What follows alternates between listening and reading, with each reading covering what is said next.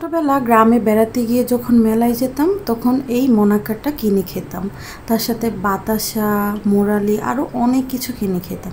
আজ আমি এই মোনাক্কা রেসিপিটা ট্রাই করেছি, চলুন দেখিয়ে দিচ্ছি। আমি এখানে একটা বলে নিয়ে নিয়েছি 1 কাপ ময়দা, আপনারা চাইলে আটাও নিতে পারেন। নিয়ে নিয়েছি সামান্য কিছু কালো জিরা, স্বাদ মতো লবণ দিয়ে দিয়েছি, আর দিয়ে দিয়েছি 1 টেবিল চামচ চিনি, আর দিয়ে দিয়েছি 1 টেবিল চামচ গুঁড়া দুধ। তারপর আমি দিয়ে দিয়েছি এখানে 5 টেবিল চামচের মতো রান্নার রেগুলার তেল। সবগুলো উপকরণ আমি হাত দিয়ে ভালোভাবে কষলে কষলে মিশিয়ে নিব। তেলটা খুব ভালোভাবে ময়দার সাথে মিশিয়ে নিতে হবে। এভাবে যখন মুষ্টিবদ্ধ করলে একটা দলা পাকিয়ে আসবে আর ঝুরঝুর করে ভেঙে যাবে, তখন বুঝতে হবে যে একদম মিশানোটা কমপ্লিট হয়ে গেছে। তারপর আমি অল্প অল্প কুসুম গরম পানি দিয়ে একটা টাইট ডো তৈরি করে নিচ্ছি। আমি অল্প অল্প পানি দিচ্ছি, প্রথমেই আমি বেশি করে পানি দিয়ে দিচ্ছি না। আটা আমরা যেভাবে বানাই ওইরকম একটা ডো হবে না, এটা টাইট একটা ডো হবে।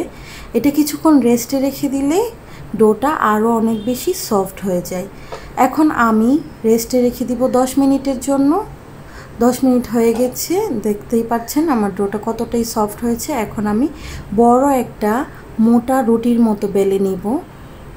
মোটা রুটির মতো বেলে নিয়ে তারপর দেখাই দিচ্ছি আমি যে কিভাবে একটা মোটা রুটির মতো, আরও মোটা করলে ভালো হয়, বাট আমি সামান্য একটু চিকনে রেখেছি। তারপর একটা পিৎজা কাটার দিয়ে আমি এভাবে কেটে নিচ্ছি। আপনারা চাইলে ছুরি দিয়েও এই কাটার কাজটা করতে পারেন, ছুরি দিয়েও করা যাবে। আমার ভিডিও যদি ভালো লাগে তাহলে অবশ্যই আমার চ্যানেলটি সাবস্ক্রাইব করে আমার ভিডিওগুলো লাইক করে আমার সাথেই থাকবেন, বেল আইকনটি ক্লিক করে দিবেন সবার আগে আমার ভিডিও নোটিফিকেশান পাওয়ার জন্য।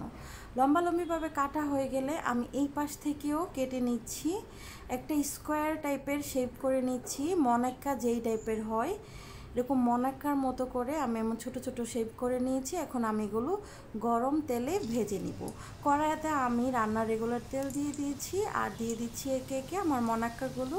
এভাবে দিয়ে দিয়ে আমি সবগুলো ভেজে নেব। চুলার জালটা কিন্তু প্রথমে একদম মিডিয়াম লো রেখে 10 মিনিটের মতো ভাজতে হবে, কারণ এটা মোটা মোটা সাইজের হয়, তাই চুলার জালটা অল্প করেই ভাজতে হবে, তা না হলে ভেতর থেকে ভাজা হবে না, ভেতরে কাঁচা থাকবে।